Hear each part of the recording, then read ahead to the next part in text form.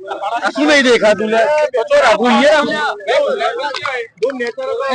રોણાથી બૂમ થોડા નહીં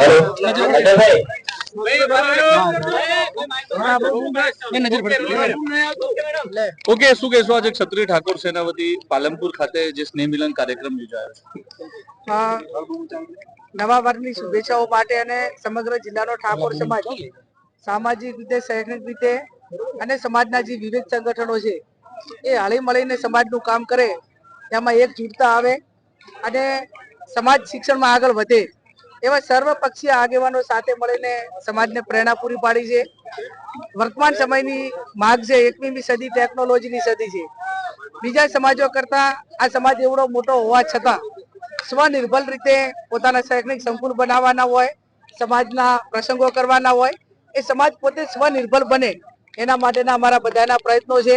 રાજકારણની વાત આવે ત્યારે પોતપોતાની પક્ષની વિચારધારા પ્રમાણે જે પોતે લોકશાહીની અંદર સ્વતંત્ર છે, પણ બીજા સમાજો સમાજનું કામ સાથે મળીને એકજૂટ થઈને કરે એવું કામ ઠાકોર સમાજના આગેવાનો સાથે મળીને સમગ્ર સમાજના વિવિધ સંગઠનો સાથે રાખીને કરે એ સંદેશો આપવા માટે આજે આ સમગ્ર જિલ્લાનું એક સ્નેહ મિલન અને આવનાર સમયમાં દરેક ગોળ પ્રમાણે સમાજ પોતે કઈ રીતે ખર્ચા ઘટાડી શકે, પોતાના રીત રિવાજોમાં વર્તમાન જે યુગ છે એને ધ્યાનમાં રાખીને કઈ રીતે સુધારા લાવી શકે અને કઈ રીતે સમાજને ઉપયોગી થઈ શકે એના માટેની અલગ અલગ મિટિંગો કરવામાં આવશે.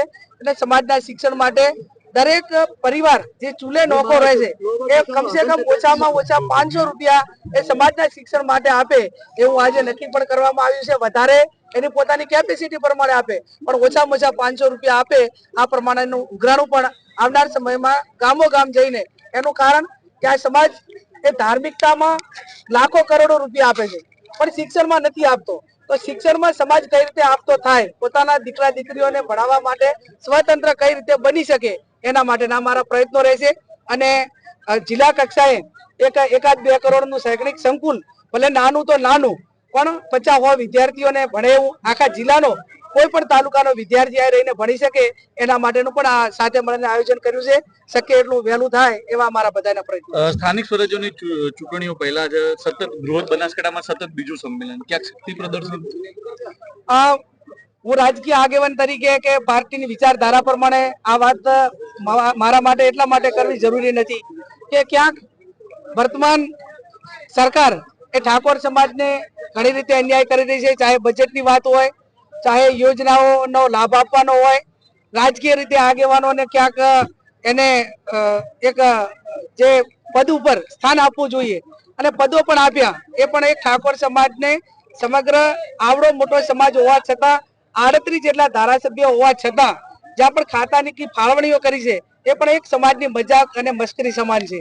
એટલે જે પ્રધાનમંડળનું જે વિતરણ થયું એમાં પણ સમાજને જે પ્રભુત્વ મળવું જોઈએ અને જે એના ખાતાકીય ફાળવણી થવી જોઈએ એમાં પણ હું માનું ત્યાં સુધી ક્યાંક ને ક્યાંક અન્યાય થયો હોય એવું મને પોતાને લાગે છે. વિપક્ષ શાસક પક્ષ તરીકે એ ન બોલી શકે, પણ વિપક્ષ તરીકે અમે બોલી શકીએ કે વર્તમાન સરકારે ઠાકોર સમાજને ખાતાકીય ફાળવણીમાં અન્યાય કર્યો.